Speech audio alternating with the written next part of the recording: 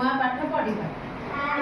ହଉଛି ପତ୍ର ପରିଚୟ, ମାନେ ତୁମ ମାନଙ୍କୁ ମୁଁ ବିଭିନ୍ନ ପତ୍ର ଦେଖେଇବି, ତମେ ତା ଚିହ୍ନି କହିବ ଏଟା କେଉଁ ଗଛର ପତ୍ର।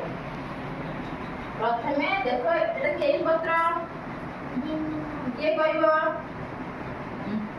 କିଏ କହିବ? ତମେ କହିଲ ଝିଅ, ତମେ କହିଲ, ଭୁଲ କହିଲେ। କିଏ ଚିହ୍ନିଛି ପତ୍ରଟା କି ପତ୍ର?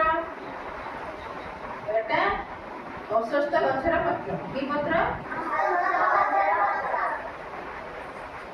ଏବେ କହିଲେ ଏଟା କେଉଁ ପତ୍ର? କିଏ ଚିହ୍ନିଛି? ଏଇଟା ପାନ ପତ୍ର। ଜୋରେ କହିବ, ଯା କହିବ। କହିଲେ ଏଟା କେଉଁ ଗଛର ପତ୍ର? କିଏ ଜାଣିଛି? କିଏ ଜାଣିଛି ଏଟା କେଉଁ ଗଛର ପତ୍ର? ଏଟା ହଳଦୀ ଗଛର ପତ୍ର। କେଉଁ ଗଛର? ଏବେ କହିଲ ଏଟା କେଉଁ ଗଛର ପତ୍ର? ଏଟା ଲିମ୍ବ ଗଛର ପତ୍ର। ଲିମ୍ବ ପତ୍ର କେମିତି ଲାଗେ? ପିତା ଲାଗେ। କହିଲ ଏଟା କେଉଁ ଗଛର ପତ୍ର? କିଏ ଜାଣିଛି? କେଉଁ ଫୁଲ ଏଟା?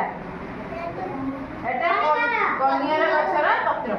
କନିଅର ଫୁଲ ଦେଖିଛ? କେଉଁ ରଙ୍ଗର ଥାଏ?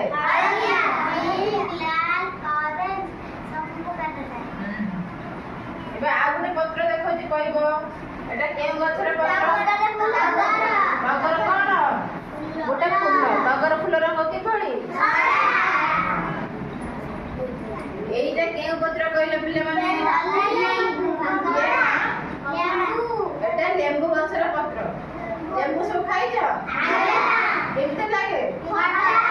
କଣ୍ଟା ଲାଗେ, ଟିକେ ଟିକେ ଲାଗେ। ଲେମ୍ବୁ କଣ୍ଟା ଅଛି ନା ନାଇଁ? ଲେମ୍ବୁ ଗଛରେ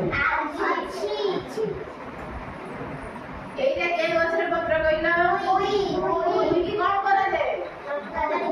ତରକାରୀ। ଏ ଗଛ ବଡ ବଡ ହୁଏ ନା ଗଛରେ ଲଟେ? ଏଇଟା କେଉଁ ଗଛର ପତ୍ର କହିଲେ ପିଲାମାନେ? ଆମ୍ବ ନୁହେଁ, ଏଟା ହଉଛି ଆତ ଗଛ। ଆତ ସବୁ ଖାଇଛ? କେମିତି ଲାଗେ ଆତ? ମିଠା ଲାଗେ। ଏଇଟା କେଉଁ ଗଛର ପତ୍ର ପିଲାମାନେ? ଅମୃତଭଣ୍ଡା। ଅମୃତଭଣ୍ଡା ଖାଇଛ ସମସ୍ତେ?